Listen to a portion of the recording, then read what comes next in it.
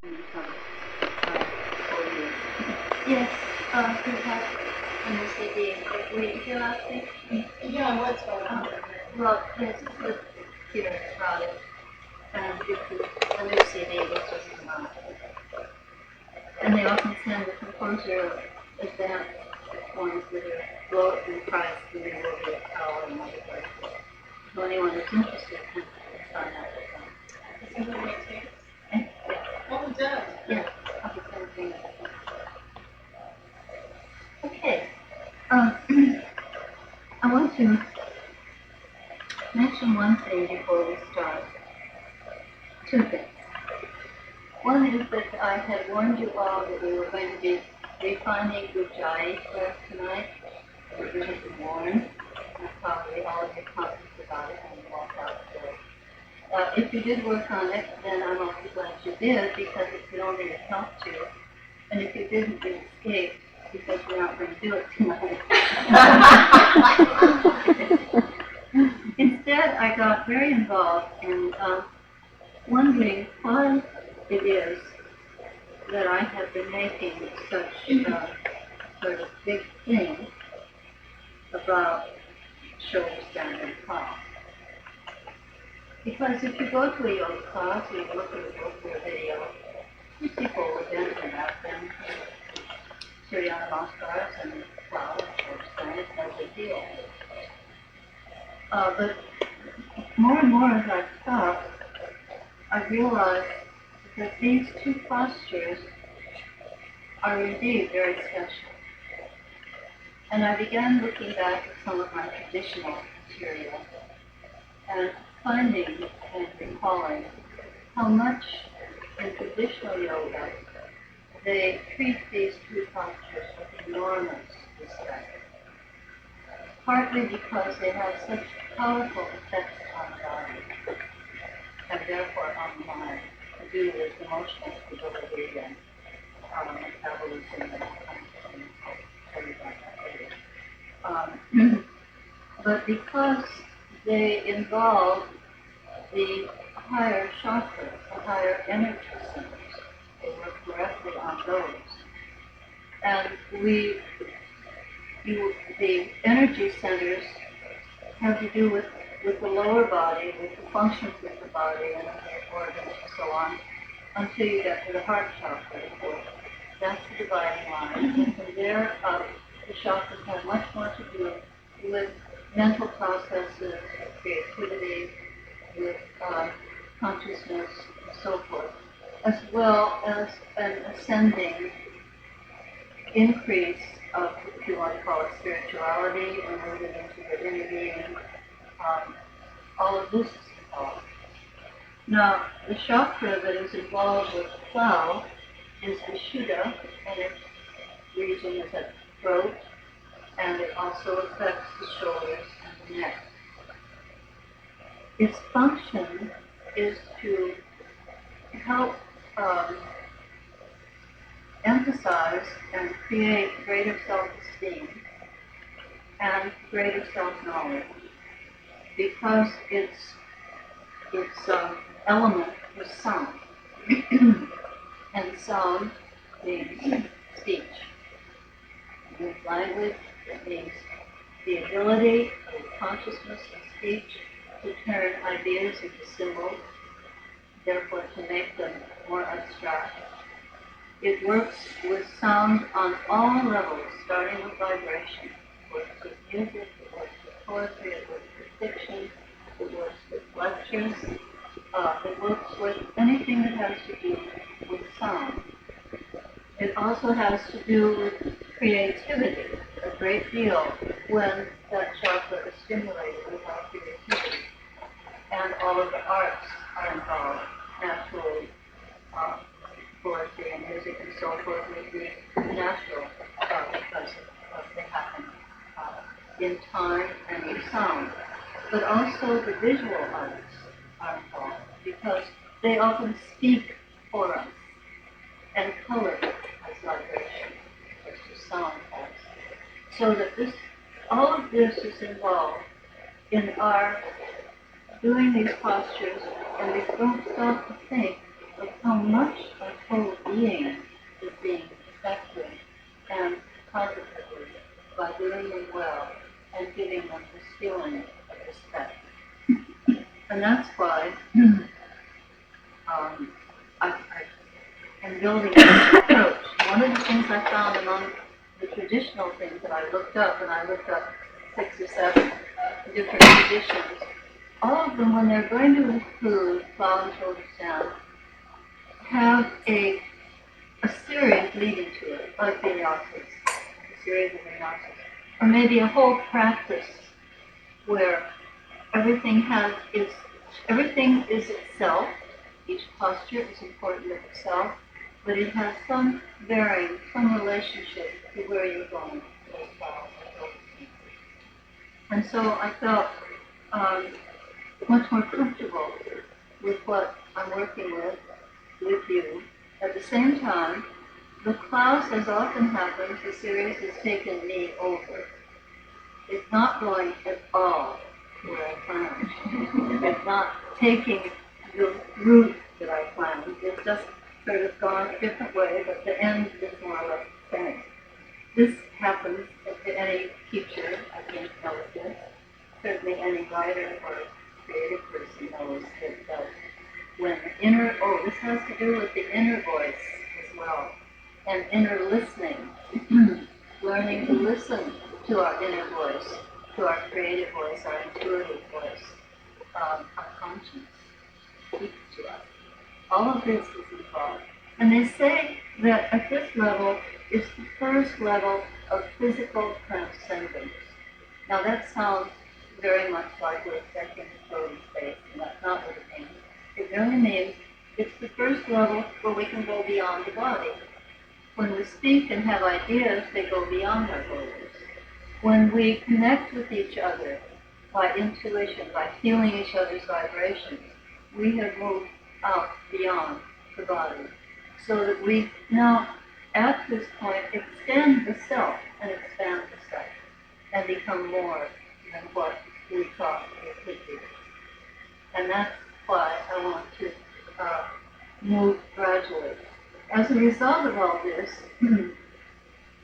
I had a big lesson plan. All of this, all kinds of stuff. And then it says cut, cut, cut, cut. Because unless we would have at least a 2-hour or a workshop or 16 weeks, we're going to have to go much more promptly to plow and shoulder stand than I might prefer. But I've decided that we'll go my way instead of the way you might have thought we were going. We have one other difficulty. That the plow and shoulder stand should happen at the end of the class. And what has happened, and George will look at me knowingly, that many times we've started to do plow and shoulder stand, and by the time the class is over, there hasn't been time, because we've been leading up to it. And so I'm going to try not to let that happen. So I'm trying to be careful tonight that we are going to do the plow pose. Okay? All right. That, I think, is enough. Remember, you have a reward ahead. 1 minute in plow equals 8 minutes of sleep. So, okay. If you lie down now on the right side, and clear your left nostril.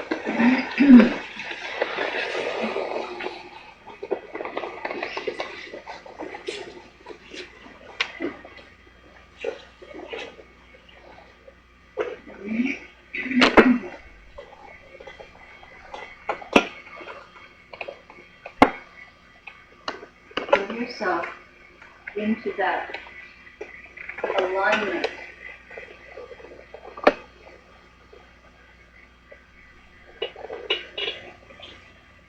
When you're ready, swing the arm over the head.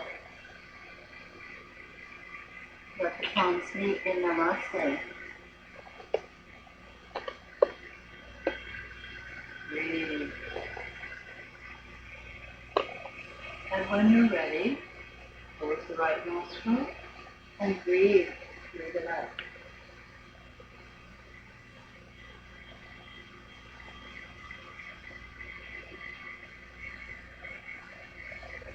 Making a connection to the right hemisphere of the brain.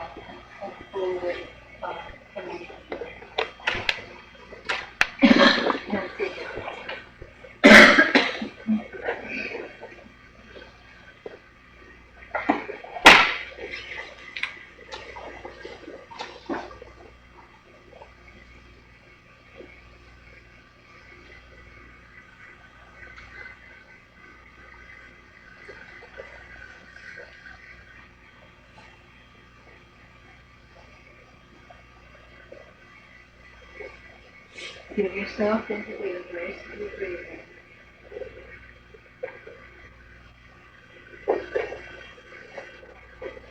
And as you move into the breathing of inhale, exhale, pause, really let the pause be meaningful. Let it be that moment in time and space where you will want to do it again.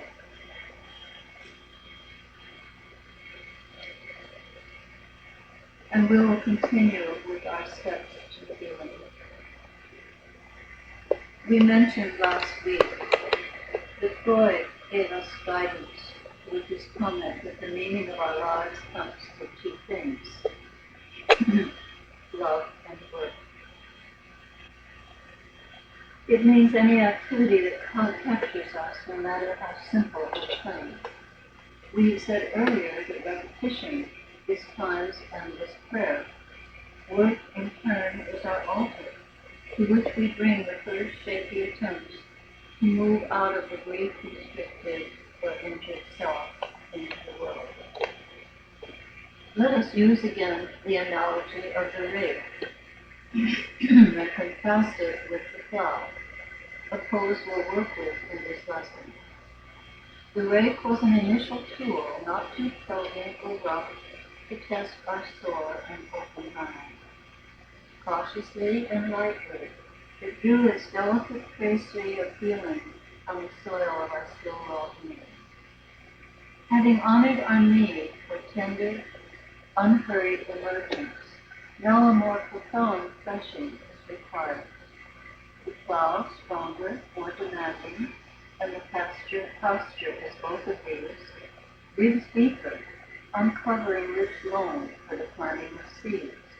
As we too must venture deeper within to plant seeds of new hope and understanding. We plow in daylight, not darkness, so we can survey our mind-body state.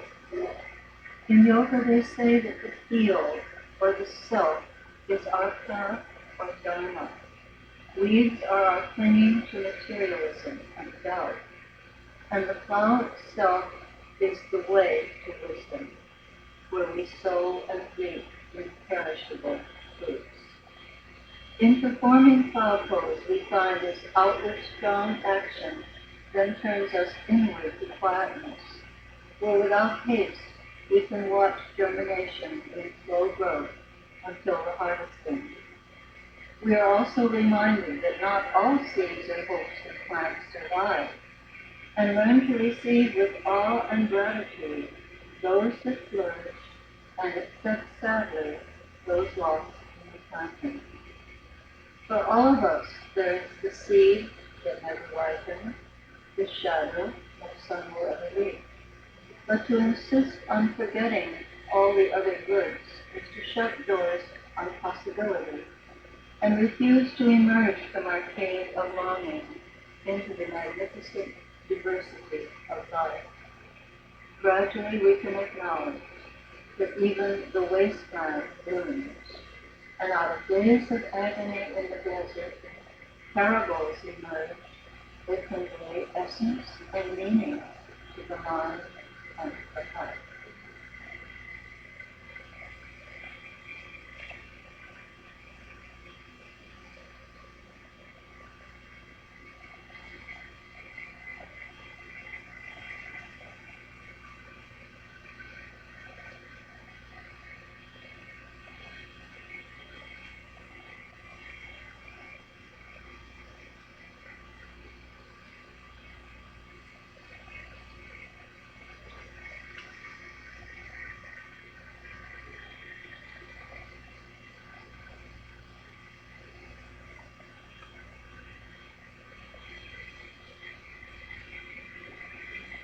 Finish the cycle of your breathing, and remove the blanket.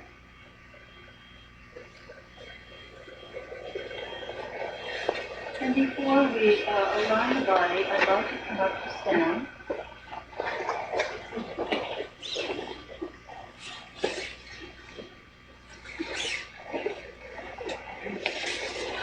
And as as always, you can move into Tadasana, going in slightly, down to the floor, thighs turning inward, whole body lifting off, left to right, widen the feet, touch the toes,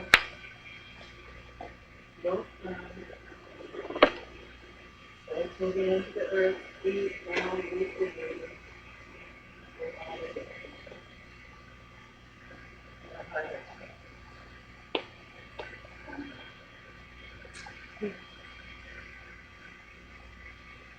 And let gravity take the arms, be aware of the back of the arms as we discussed, and important in postures of breath. Looking down into the fingers, be aware of the biceps, not just the biceps. We're going to do just a couple of simple exercises which are in traditional yoga to include in other practice that includes power tools. The first one is just to bring the arms over the head and pull the elbows, keeping the neck free. And then we're going to take all of the locks, or the bandhas.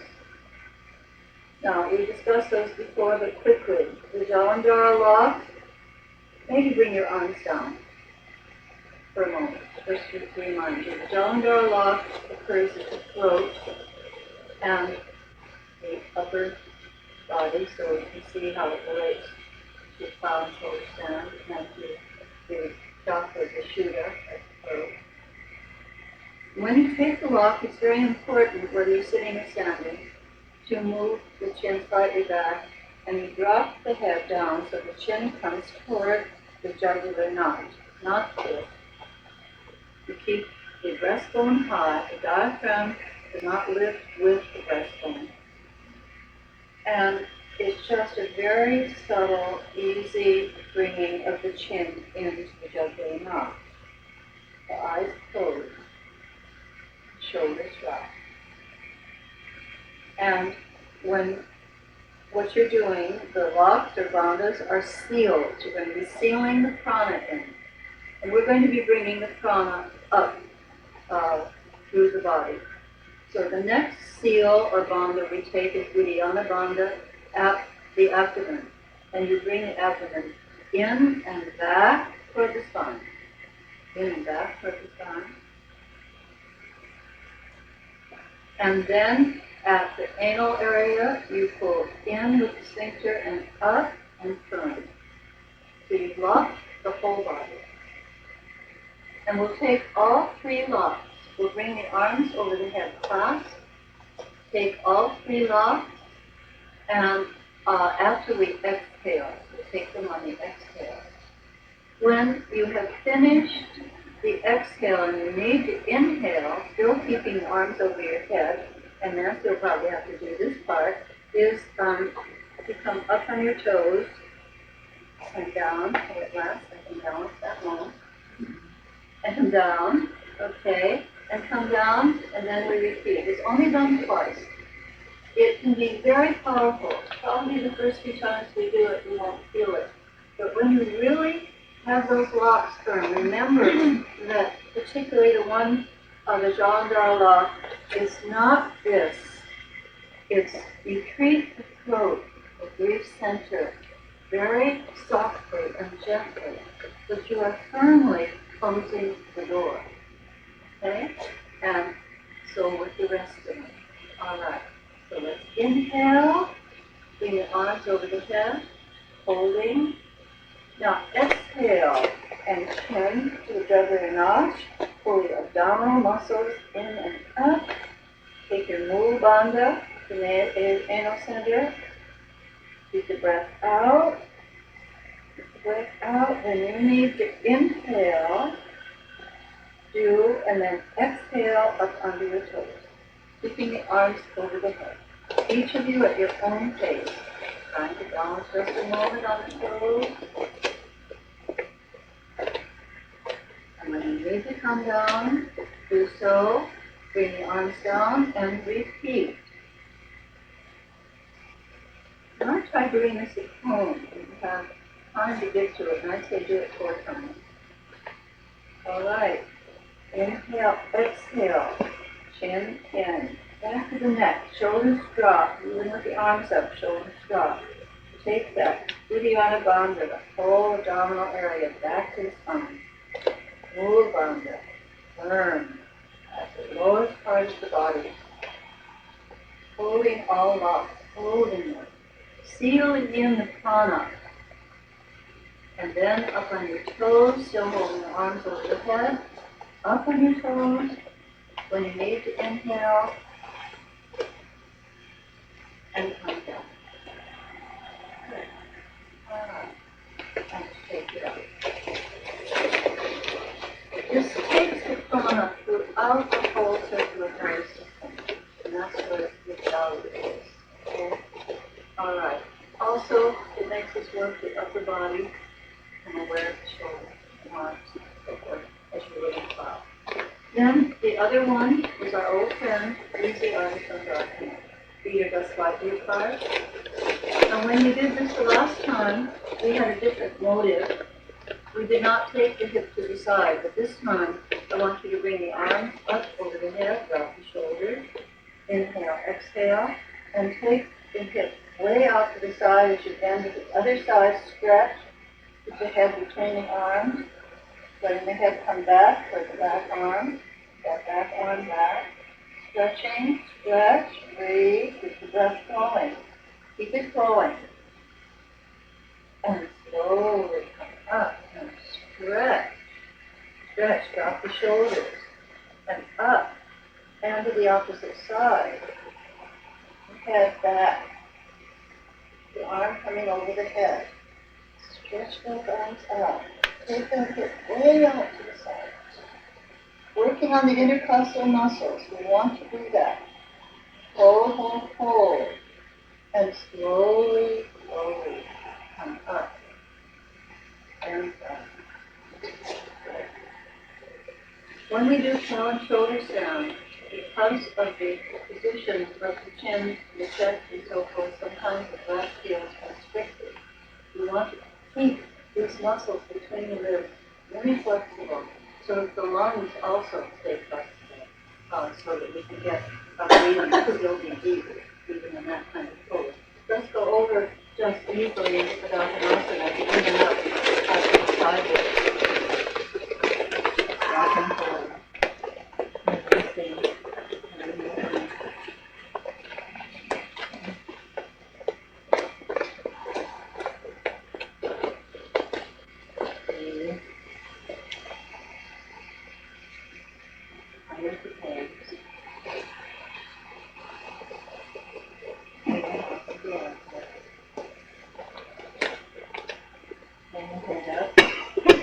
Whole body is parallel to the floor like a table. Slowly come up. Arms over the head, stretch. And take it up. And let it come to sitting.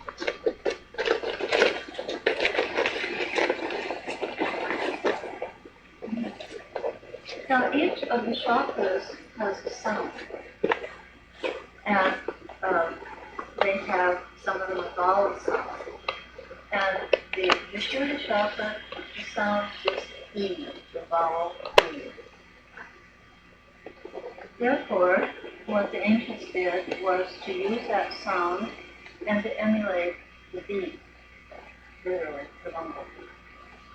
And you do a breathing sounding of that E sound, which vibrates through the head, through the throat, and you'll feel if you have the lips just slightly apart, they're touching, but there's a slight allowance of air space, and you make this E sound that's like the sound of a bee.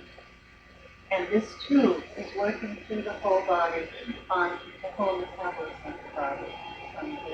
It's also very soothing, and it might amuse you that it is also used for insomnia. And if you have a partner, it might be a little disconcerting. disconcerting if you sit up and start humming what to do, but it can work, okay? All right, so what you want to do is to close. I'll have to show you. Now, all of us feel very shy when we have to make sounds, and particularly when it's a humming sound. And some of you don't know whether you're going to get the pitch right. Doesn't matter, there's no right pitch. Or whether you're going to be going too low or too high or whatever. But you just have to sort of let it come out. Okay? So now it's my turn to be shy first. This is how it will work. You close the right nostril with your thumb, the right thumb, and you breathe in as fully as you can, as closed. And then you exhale with this humming sound as long as you can. Then you repeat. And see if you can let that vibration flow through the head. I'll show you how it goes. Also, at first, your B may sound like he's drunk. It may be pretty wavery until you sort of get into the humming that smooths out a little bit.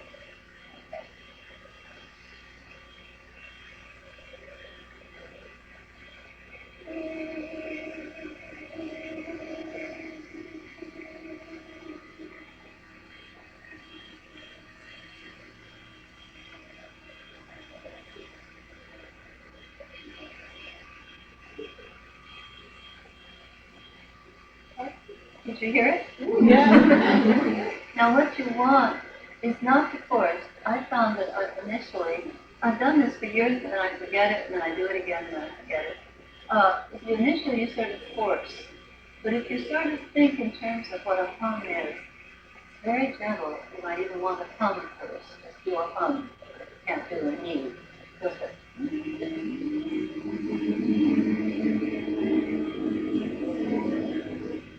and see if you can get that just coming out.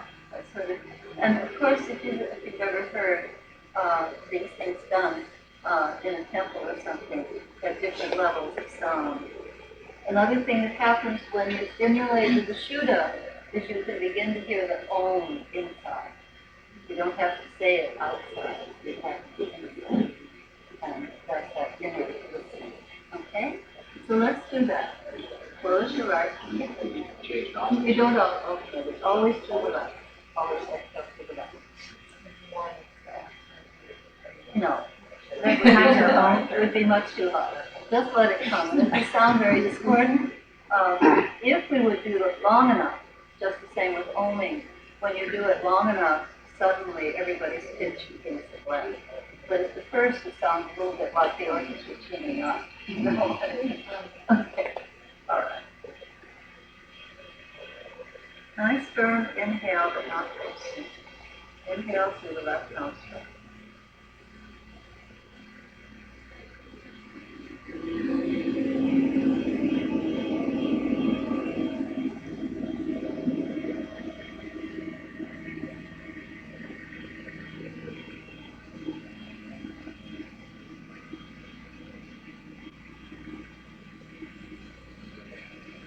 When it begins to waver, it means you're ready to take another breath in that left nostril and exhale.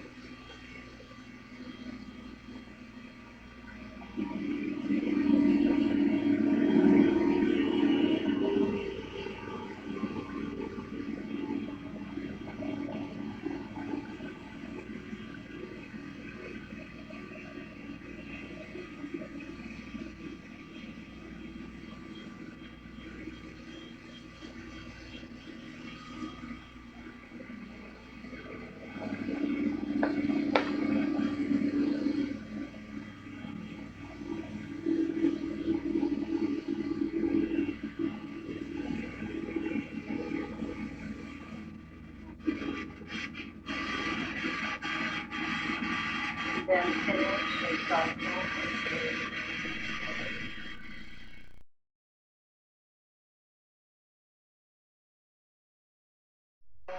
Turn the buttocks and the abdominals as you feel the reflex in the center. minute. And loosen up.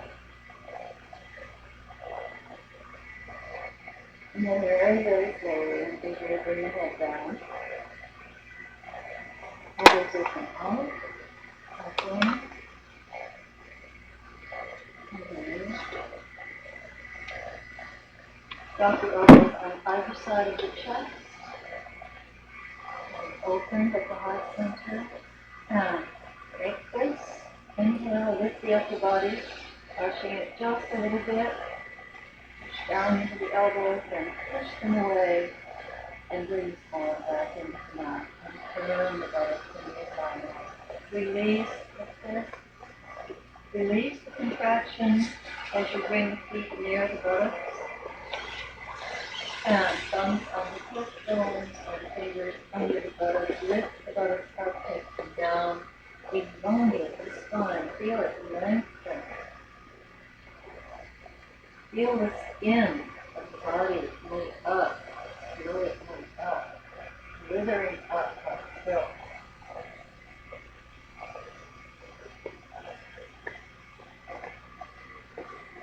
And then inhale, exhale, knees into the chest. Hands under the knees. Look out to the tailbone. Hands in front of the knees and rocking. Be aware of rocking on the shoulders as well. It's going to be on the shoulders.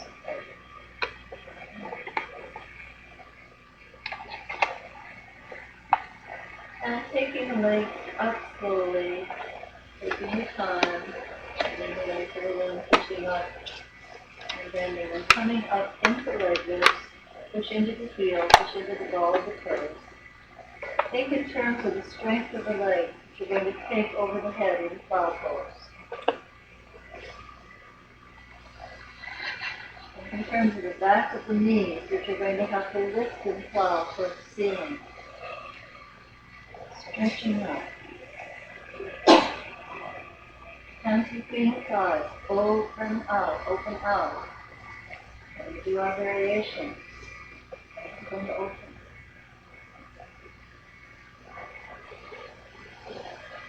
And bring the arms sending behind the thighs, bring the legs back. Good. Stretch the right leg out. And pick up the left foot. Move into that lying down tree pose. Take the arms over the head and stretch. Stretching. Breathing.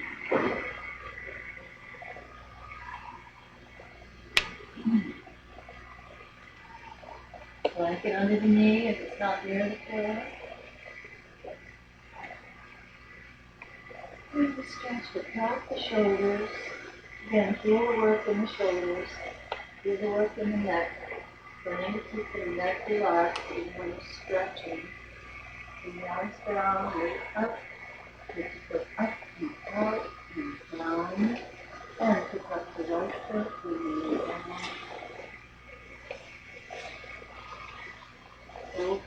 Opening pelvis, opening groin, opening the heart. Arms over the head, stretch. Pass them, turn the hands away. As we do with plow. Do that with the chair. Turn the palms away from you. Turn the buttocks. Turn the buttocks with the extended legs. Arms down, bring up. Lift up and out and stretch out from the hips. Good. Spider pose. Opening the groin. Good sides together. Knees open. Tail extends. Tail extends. Feel it lengthen. Bring the feet over closer to the face. And looking up into the feet. And then bring the knees to the floor, as close to the floor as you can. Bring the knees down. Keep the tail down, not letting the tail come up. Bring it down with the tail.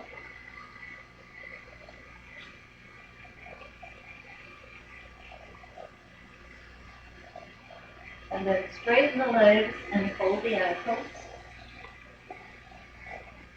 I want you to be very aware of dynamic legs. And bring the legs close to the face. Bring them over closer to the body, keeping them straight, moving to the heel. Tail stays down. Holding. If you can, bring the hands around the soles of the feet. Still keep the legs straight, moving into the heel, moving into a reverse forward bend. Bring the legs over close to the body. Stretching. Be aware of the long psoas muscle, be aware of the hamstrings. Stretch. Tail down, take the tail to the floor, keep it down. Breathe. And bend the knees. And drop the feet down. Connect to the buttock. And turn onto your side and roll up.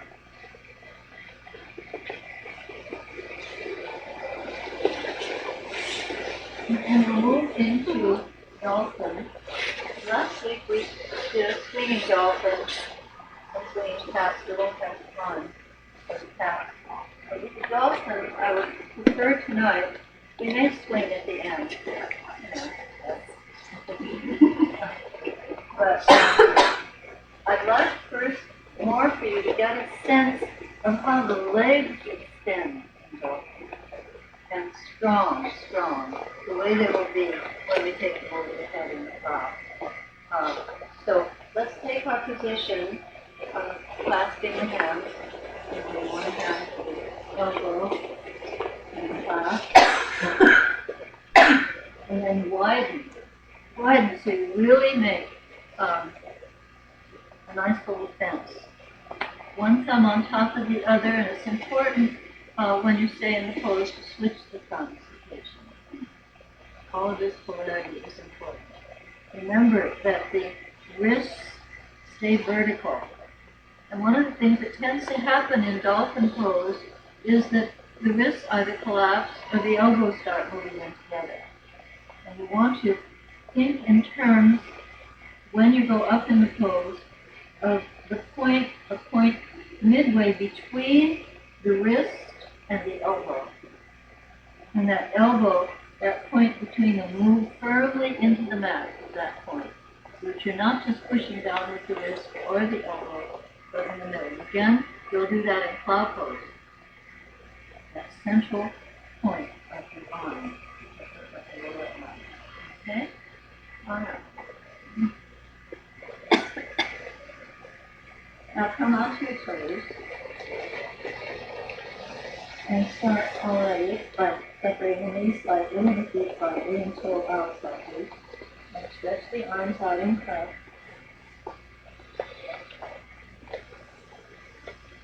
So that you're going to find your proper distance out to be with the feet from the hands. And already begin pressing down on that middle section of the elbow. And bring the tail toward the ceiling. You may just want to move the spine around a little bit. There you would in cat pose. Move up into the shoulders. Becoming very clear. You might want to change your thumb. Vertical wrist. Upper wrist right on top of the lower. Keep them vertical. And then when you're ready, inhale. Exhale. Up, push back toward the heel, and the head is parallel to the floor. You can feel tension in the neck, but the eyes look down. And push that, and really make those legs strong as you take them back toward the heels. Feel them very strong. Feel the back of the knees going toward the ceiling.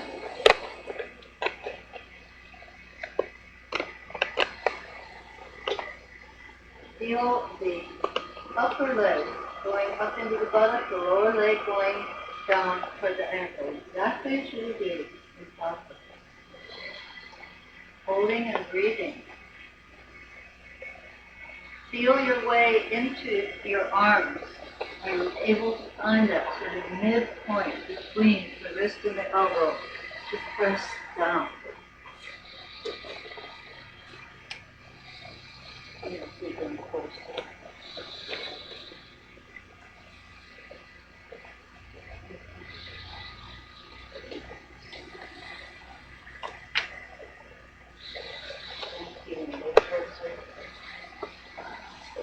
Feet a little closer, please. Feet are too fat. Most of you have your feet too far back. Okay, starting with the arms too far ahead of you. Okay.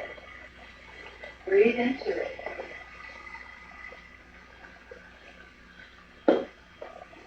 Now the hands are crossed, but keep the fingers relaxed. The wrists are strong, but you don't want to be grabbing with the fingers.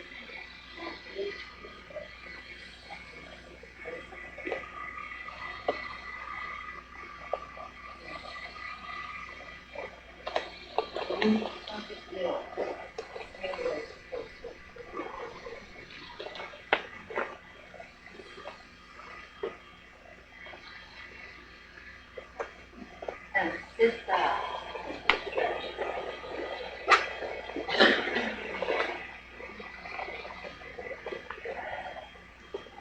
And move into back extension and close the jaw with the leg.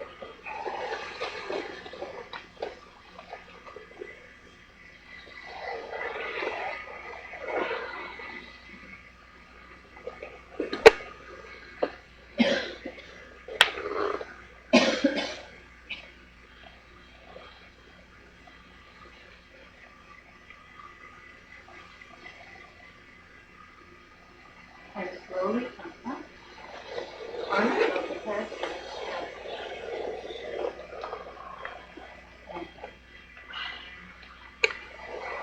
And let's come up to stand.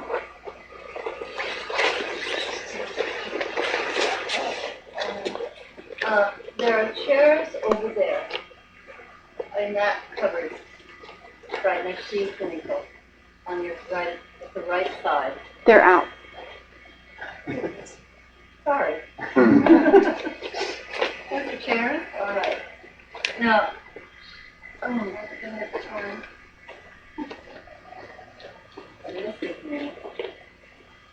I want you to do something with the hip rotators before you do the cow. So let's quickly, everybody grab a chair, push it against the wall. Quick.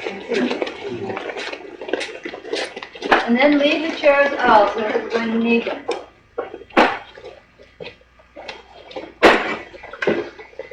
We're skipping all of the usual. No Tadasana, no cow breath, no.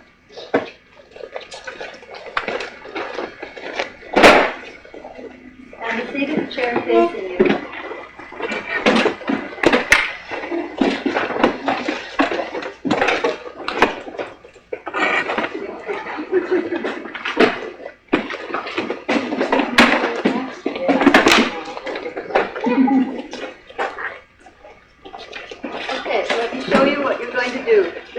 Very simple, but if you work with this, you're going to have a freedom in your hips that you have never had before. And that's a big statement. I have looked for years and years for something that works what we call the hip rotator. There are muscles deep in the buttocks that fasten to the outer hip and then to the sacrum on both sides. And to get, the problem is that the better shape we're in, the more fit we are, the tighter they become. It's just like walking and running. The hamstrings get tighter. And you have to try to offset it. I have searched for all kinds of things. And here is this very simple thing that was in the last yoga journal. And it's amazing. So let me show you what you do.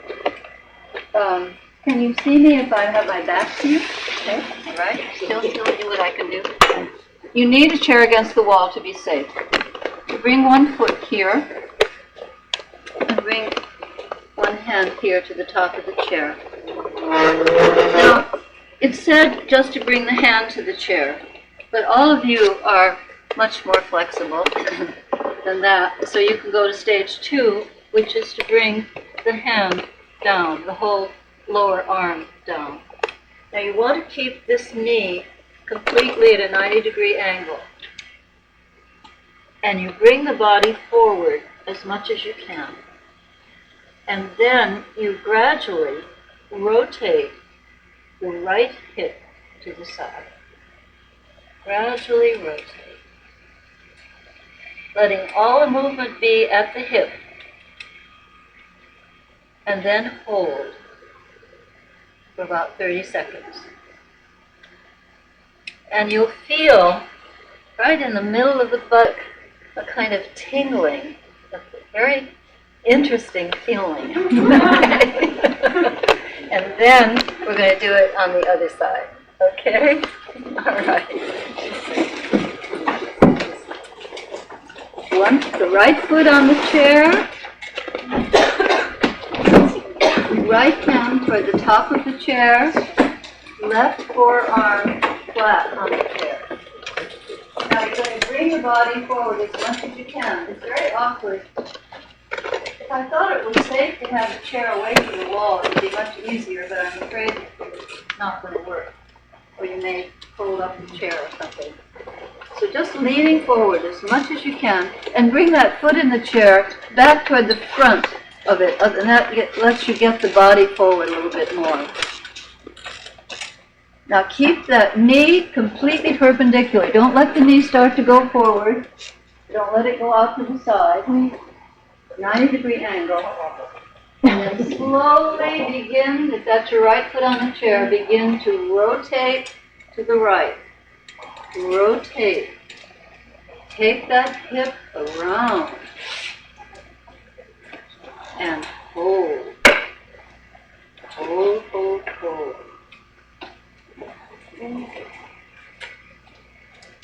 Breathe into it. Breathe.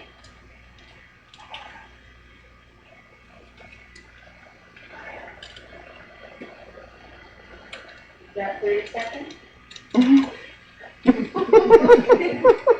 And slowly come up. And up and up. As you're rotating around, does that 90-degree angle change, or are you moving forward? You don't move your body. Yeah, me too.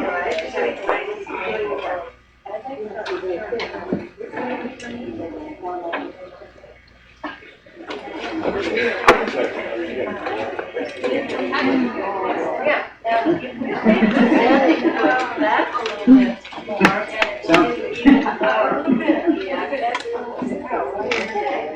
You don't have to take the body to the side. I mean, the upper body. The upper body can stay straight because you want all the action to happen at the hip.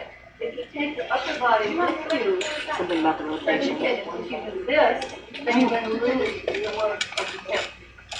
So as much as possible, the upper body faces forward, taking it forward. Just let it rotate slightly. And then the opposite side. Question? All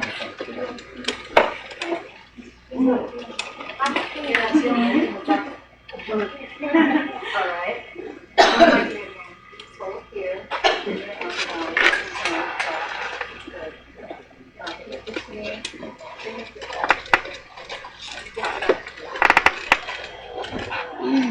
Now, it's very subtle, it's very deep inside, and now we can don't let the whole body go.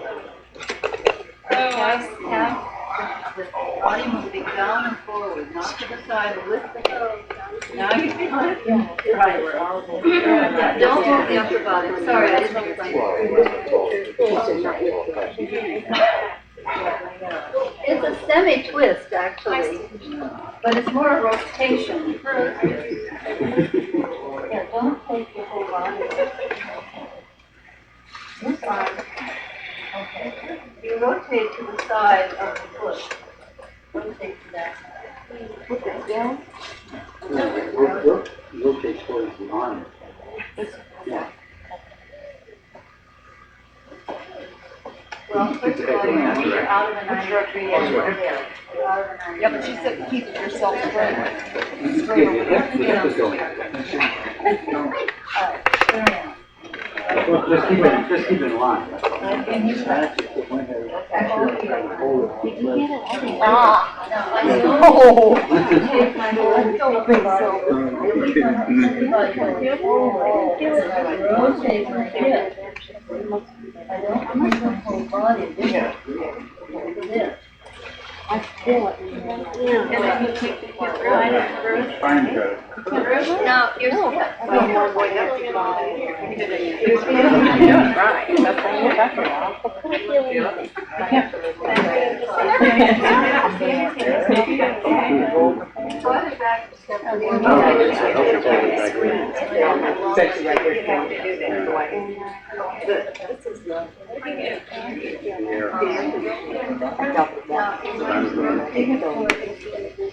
Speaking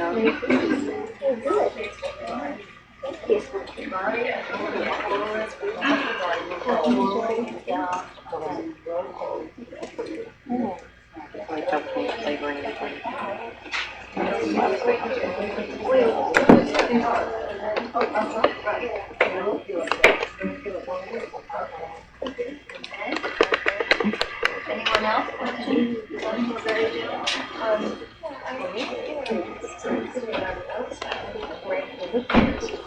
Well, it's not going to hit here. Let me say this again. There are many times when you have deep inner body work that you expect it to feel like outer body work, and it doesn't. The fact that you don't suddenly feel some great movement doesn't mean it's something that is happening. That's right. It's so often that we don't listen to anybody. We don't recognize it. It's subtle, but it is profound. Yeah. You have to take my word for it. Okay? All right. If you want to try it again and then come down.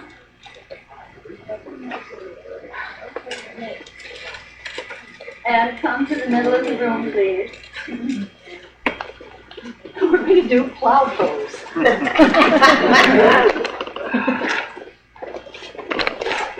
If I start telling you what plow does for you, we'll be here until midnight because it's snake oil. It does everything. It's really incredible. And maybe next week, once we've done plow, I'll read you the list because it's this long. I've made several lists on several pages because each time I think I've listed everything, then I discover there's something else. So if someone will just bring me a chair, and I'll get my favorite chair.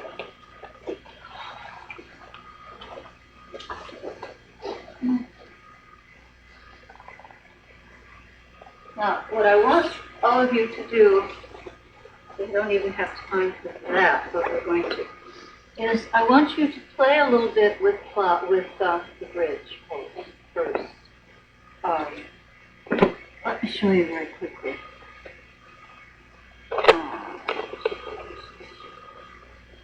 You can get so you know where you need to be.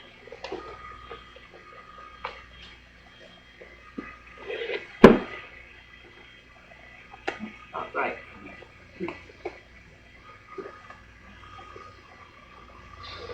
What you want to do first is to play with the bridge. Now, if we were going to the floor or even to the wall, I might say 2 blankets. But 1 blanket is of this thickness, pillows or whatever you've brought, should be enough for most of us. And I'd like you just to play with simple bridge first, just kind of coming up and down and up and down. And then a little bit more, and getting those shoulders tucked under. and lifting. Let the neck get long, chin in. I'm beginning to feel the working of firming the buttocks, working behind the legs, front of the legs, firmly down with the feet. And then let yourself down onto the hands. Oh, that chair's going to be too far away. I'm going to push it just slightly closer back. If you stay on your clasped hands, you're already going to be a little ahead of the game. So then you come up and stretch. Hold your back. Now, you can hold your back. You need to constantly work. Upper body should be very relaxed, very quiet, very serene. But the legs work. You push onto those big toes. You lift the hips. You want to be sure when you bring the legs over that you bring them over the hips and then take the hips straight up. You can have a kind of litany. Hips up, arms down. Spine up, elbows firm, that sort of thing. It's very hard to talk in this position. The front of the thighs move into the hip, the back of the leg moves toward the feet, toward the ankles, stretching. The knees resist, they push up. Now, I can't tell here whether my back is straight. Is it? That's what you want. You don't want it curving. You don't want to be on your neck. You're on your shoulders. Bring your hand under my neck, please, someone. Completely free. So there's no strain on the neck. If you have a problem with the neck, you turn the upper arms in a little more, this way. Okay? And you can also do this when you have a chair, getting another rotation to the shoulders. That's so uncomfortable for my wrist. What else do I want to tell you? Abdomen is soft. Keep pushing up. Keep the dynamic. Keep the shoulder blades moving more and more toward each other. Chin long. Chin in. Now, the big problem for most of you is coming down. What I'd like you to do is just come down. But for most of you, when you come down, the head pops up and you strain here and you strain at the lumbar. So instead, you have some choices.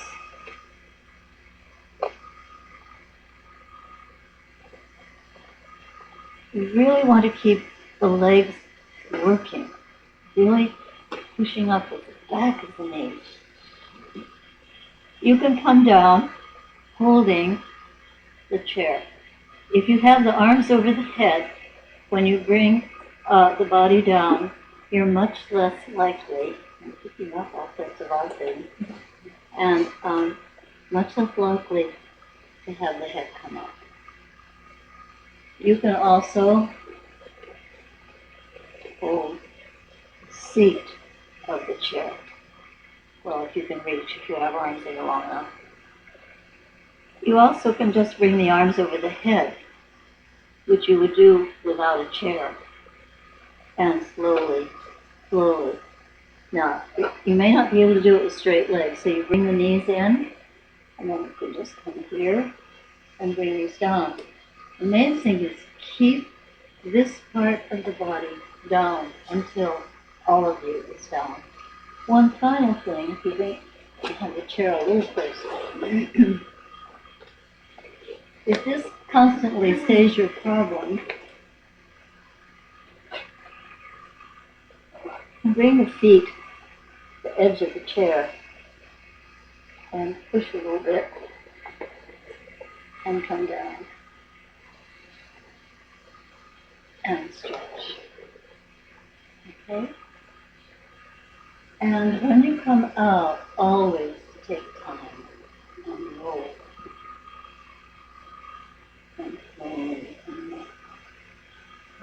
trying to go into the other posture. Now, I want you, I think I have time, to work with a partner so that they can spot you, make sure the spine is up. Excuse me, and once you have a partner, I'll show you what I want you to do with them. So let's quickly get a partner. So everybody's going to be a different distance depending on the length of their torso, the length of their arms, the length of their legs.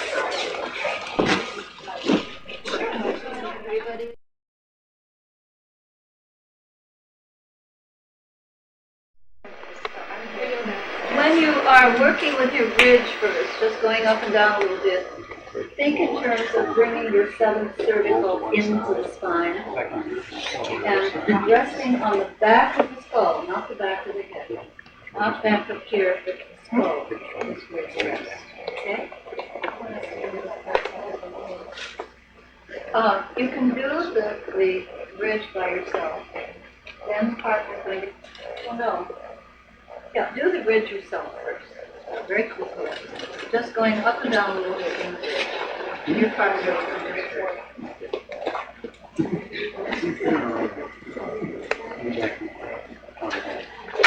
Now you know that the shoulders are just about a half inch to an inch away from the edge of the pillow. The shoulders are half inch away from the edge of the pillow.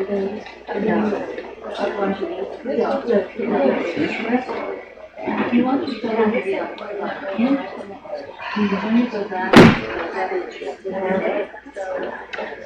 all right. Now go up and down a few minutes in bridge.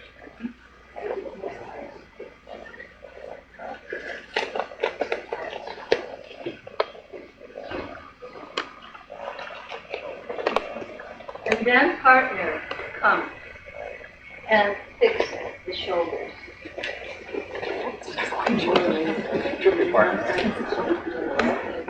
You're going to bring one hand under the shoulder. I'd like you all to watch if you don't know how to do this. One hand under the shoulder, the other hand on top. The hand underneath pulls towards you, the one on top pushes down. See how you get your shoulders in place if you need to. You're too far away. Okay. And do that on both sides, and that should feel good. And then pressing down. Then holding the chair and helping with the distance needle of the chair. And now everyone together. Outside, it's inside. Trying to pull the shoulders. I'd like everyone to do the pose together. Everyone has their shoulders tucked? Okay. And now I want you to go up into bridge, bring the hands under the body, clasp your hands firmly, stretch away, come onto your left shoulder, rock onto the left shoulder, turn it under, onto the right shoulder, turn it under. Good. And then very, very slowly let yourself down onto those clasped hands. Now using your breath all the time. Inhale, exhale, and legs over the head, onto the chest. Good. Step on the toes. And step more firmly on the big toes. Press into the big toes. Now, partner, come behind them.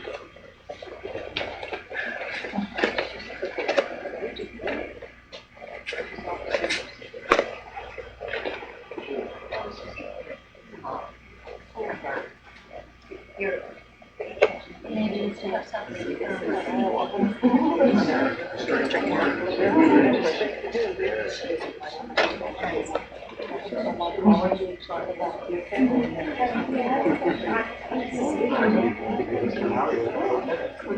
Now, with your partner, bring your hand into the middle of the back, towards on the floor, middle of the shoulder.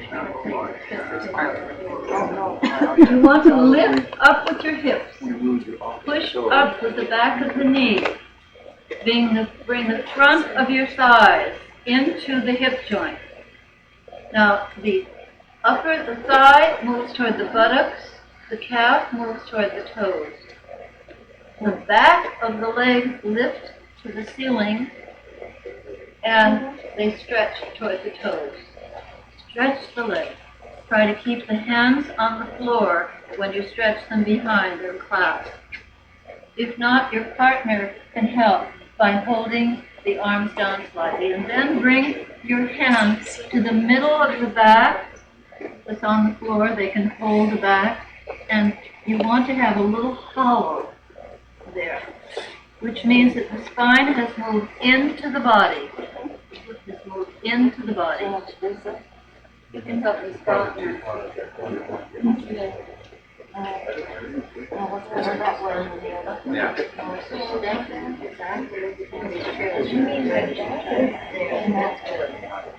The only problem is your elbow.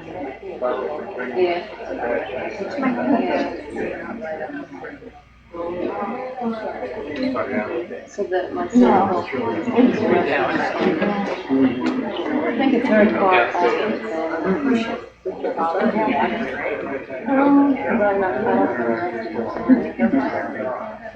Now, partner, it's important for you to watch when she slid all the way back, and you want her just here. You want her to isn't that on the floor. So you're on your shoulders, on your shoulders. So that come down and stay in your position.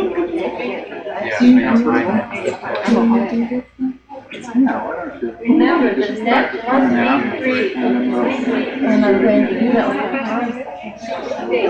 Grab that chair. Where do I grab? Yeah. Put your knees to your chest first. There you go. Now ease them down. That's it. My back's dead. My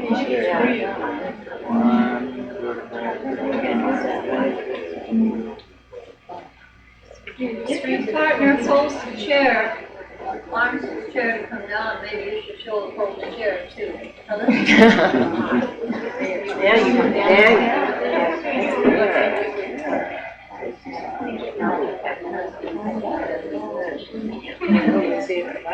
Now you may find that some of you need two pillows. Bring your cheese to one side. Ease yourself up.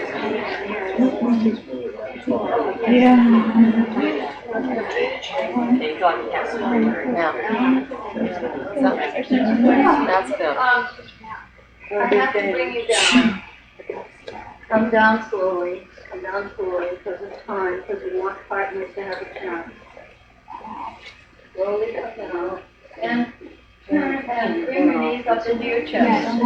Knees into the chest, those knees into posture. Knees into the chest. You're out already. Yeah. Okay, and then take the legs straight, come off your pillow, and move into fish pose. Hands under the buttocks, stretch your legs straight out. Lay down on the back.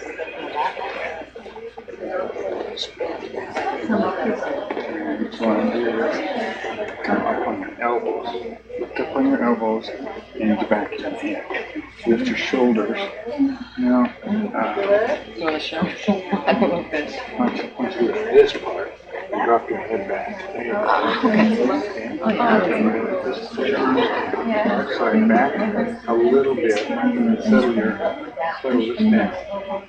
Your feet should be straight. lift the chest into So just your chest is lifted. chest lifts. Lift your hips on the floor. Hips, that's right. There you go. Have her press down firmly. Bring your elbows up.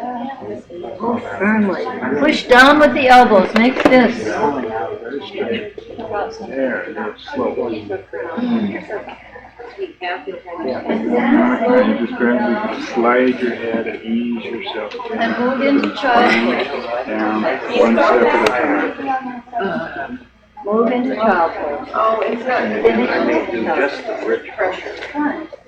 Move where from where? Slide your head back. Bring your spine down into contact with the floor. One piece at a time. And slowly come up to your partner.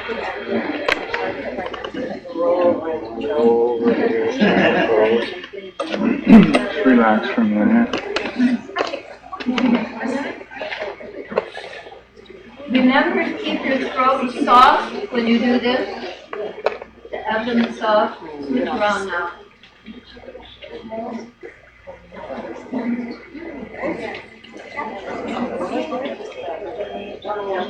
And keep your elbows in close to the body once you're up in the pose. I'm just going to blanket, okay?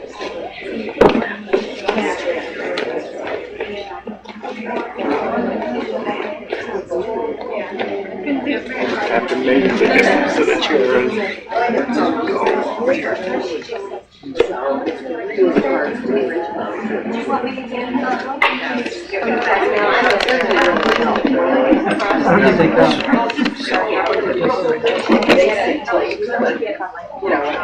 That does help.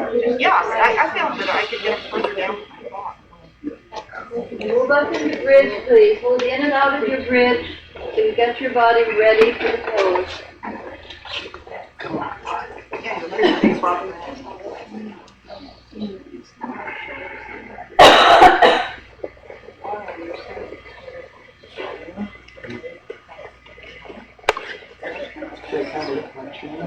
Yes. You can lift the chin. If you feel too constricted, just lift the chin slightly.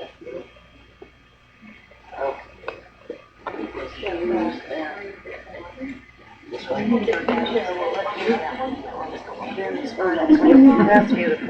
Beautiful. Now you can help him by keeping those elbows in close to the body. Elbows in close.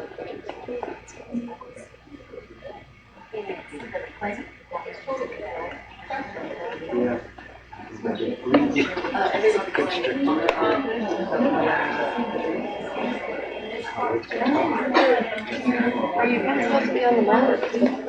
Step on your toes.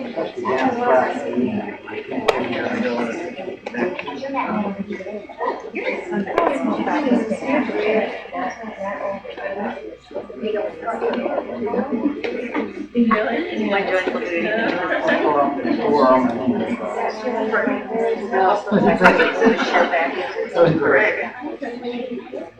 See what happens if you just drop off.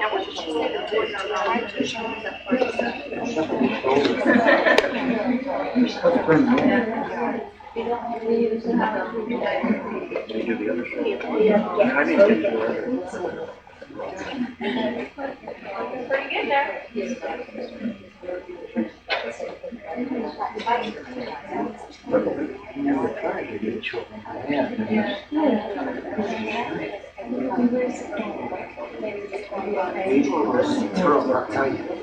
Yeah.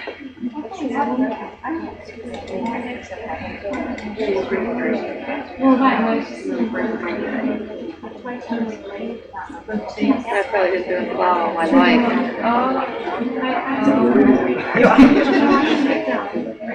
Never works.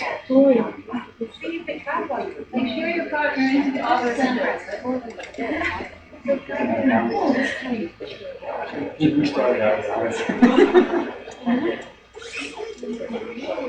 Eyes are important. Some people find if they keep the eyes looking up, it helps. Some want to look at the heart. Some need to look at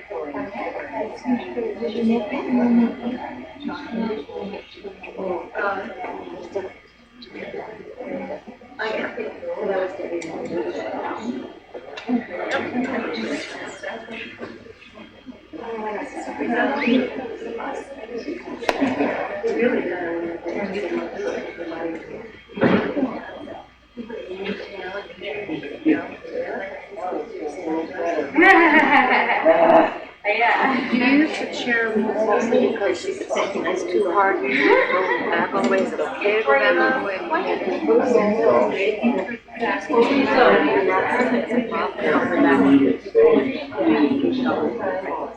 Mainly I have to really practice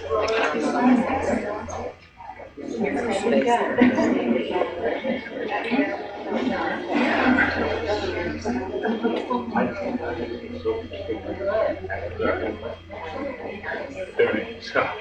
need to put a little bit of weight in the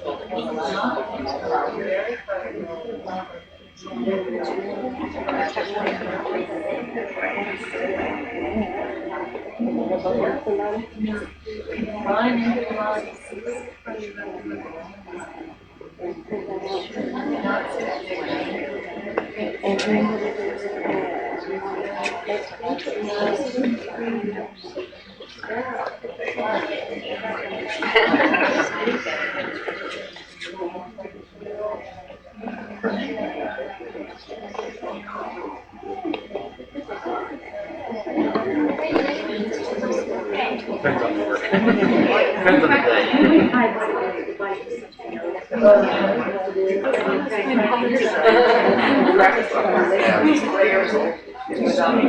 Yeah, she saw me walk out this room.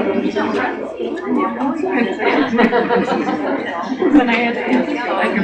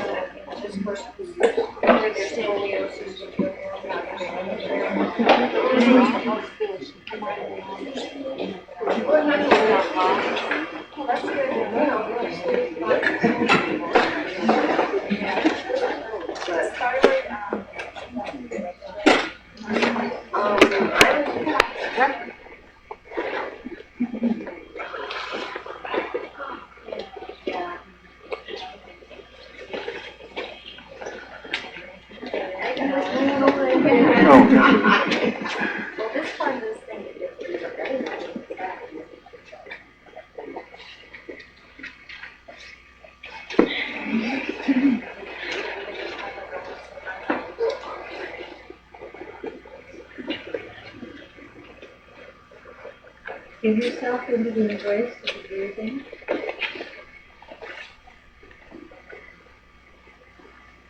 Eyes soft.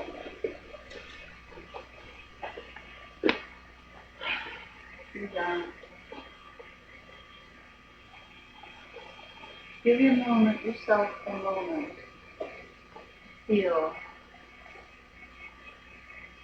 how that fifth chakra is stimulated so that it refines and balances the metabolism of the body.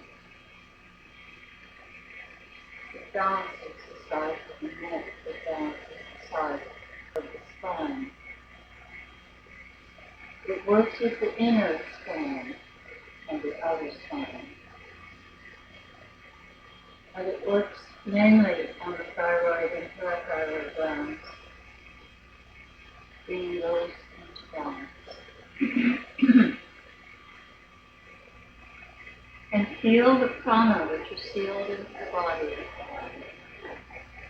working with the asanas that follow. And let them also refine your center of communication with yourself and with others. It is the center that allows your connectedness.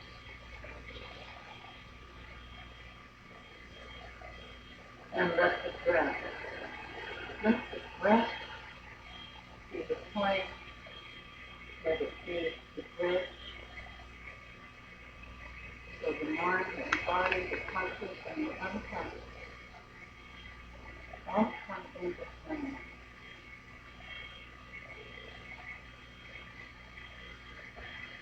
And gradually, as the rhythm of the breath flows through you, follow its pathway. Allow it to carry you. There's no need to control or to make the breath. Just allow yourself to be breathed, no time, no conscious direction, just allowing and being. Well, from when you give yourself over to the rhythm of your breath, you can choose the way you wish to travel. Think of it in. It blows and carries with it whatever is light enough to be lifted from the earth. Feel lightness. It carries the scent of flowers. Recollect a scent. It carries leaves as they fall from the trees, as the leaves of your days float out and away. It carries the seeds of the plants to the place where they may take root, just as the breath carries the seeds of your ideas and dreams to the place where they can flower and flourish. The wonder is that if you forget to breathe, your breath still keeps moving. More than just moving, it expresses you. Each breath creates a moment and gives birth to the next moment, leaving a delicate tracery on nerves and muscle. There are great messages here.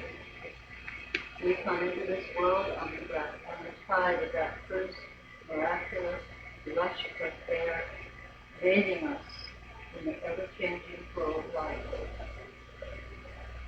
The subtle aliveness of that first breath continues, all-knowing, holding all the future secrets of life. And as they unfold, each leaves a record of impressions that we draw into ourselves. As you rest in your hour of peace, practicing the art of undoing, there is no distraction from your inner wholeness. So you can realize this moment, your own divine nature. Offer every thought and future action as you would offer a gift to a loved one, letting every moment be a celebration of your true self. When we learn to recognize the power of the breath and learn its secrets, insight and inspiration begin, and there is transformation of being, just the other side of your next breath. You will see for yourself.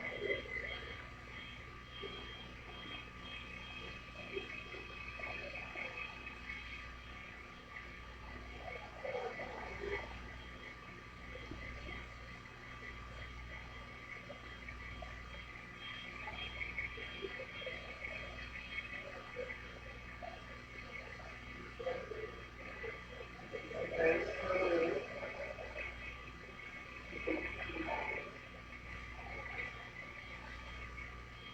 bringing that realization, holding it steady, letting it work itself, lift back to your hand. And let your breath be a bridge between stillness and movement. Begin to feel your fingers, toes, and the peripheries of the body. And turn on your right side and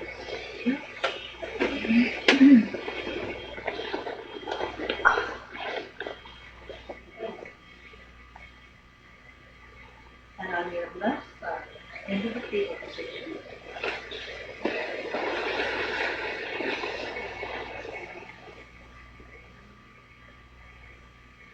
When you're ready, rock up to sitting.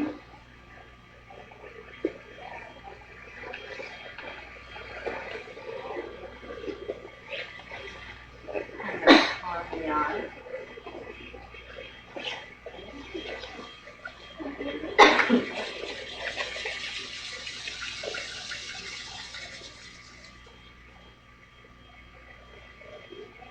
Breath flow. Like the quietness under it.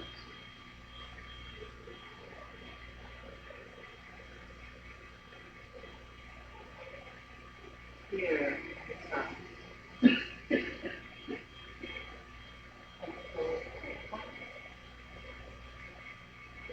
And we will come on.